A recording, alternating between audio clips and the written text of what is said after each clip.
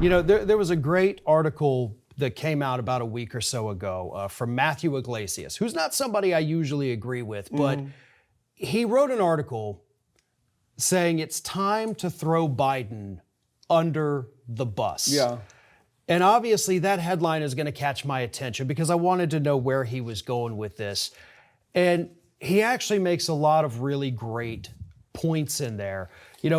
For starters, talking about the age factor, obviously. How, yes, it was hidden from the public how bad cognitively he was. And Iglesias admits, listen, I was one of those people that defended him up until the debate. He did. He did. That's when I saw this article. And I remember that. I'm going, man, you got enough sense to know this guy's senile. He's demented, and here you are defending him. But now he says, look, what we've created, I mean, he's done, buddy, you talk about a full circle. Yeah. Now he actually calls it the Biden-Harris stink. That's how strong the words he used. The Biden-Harris stink. He says, in here, he says, what were the parts of that? What happened? What do we, more importantly, can we pull out of it? And we've done this story before. You get to a point to where it's almost cliche. I'm seeing story after story. The Democratic Party can't dig their way out of this. The moves they're making now don't indicate they even understand how to dig their way out of it. I'm seeing story after story, and with actually good presentation. It's not just a headline. It's where they're using the same talking points that clearly made a demographic change, age change, race change, gender change. All of these demographic changes. Democrats lost in every single vote. They lost ground in every single voting group in 2024.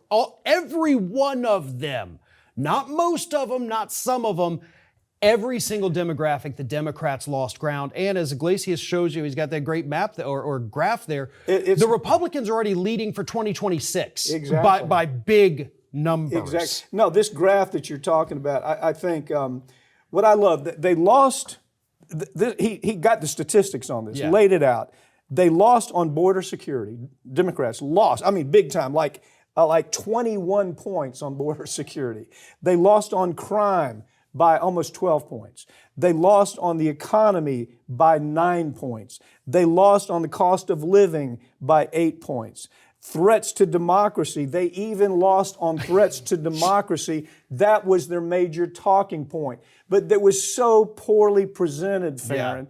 It was like Nazis, fascists, they're coming to take you. Look under your bed, the fascists are there. It was like a Home Alone scene where you had these absolute nutcases that were devising the optics for the Democratic Party, and it scared the hell out of the American public. Yeah. And so what he's saying in this article is that there is this thing he calls it the Biden-Harris stink, and he doesn't know that it's easily corrected. What's your take? Well, and the problem is the Democrats had the opportunity to correct it this past weekend.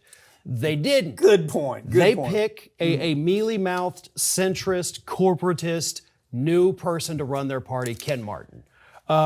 And I didn't know a lot about Ken Martin before this, so obviously had to look him up, but nothing impressive. Now, co-chair, or actually not co-chair, but vice chair, David Hogg, young guy, huge activist, insanely smart. And energetic. Love that. But Ken Martin at the helm, you guys just made the same mistakes you've been making for years now by not picking someone who is a little more youthful, maybe somebody who understands, you know what, why don't we talk about issues? Because Ken Martin came out on Saturday and said, all right, here's our vision for the Democratic Party. Race, I forget the second thing because it was stupid, and Trump. Those are the three things. No, it was DEI. DEI was part of that. But in other words, they're going back to the same thing. Identity politics. Identity politics. They lost on.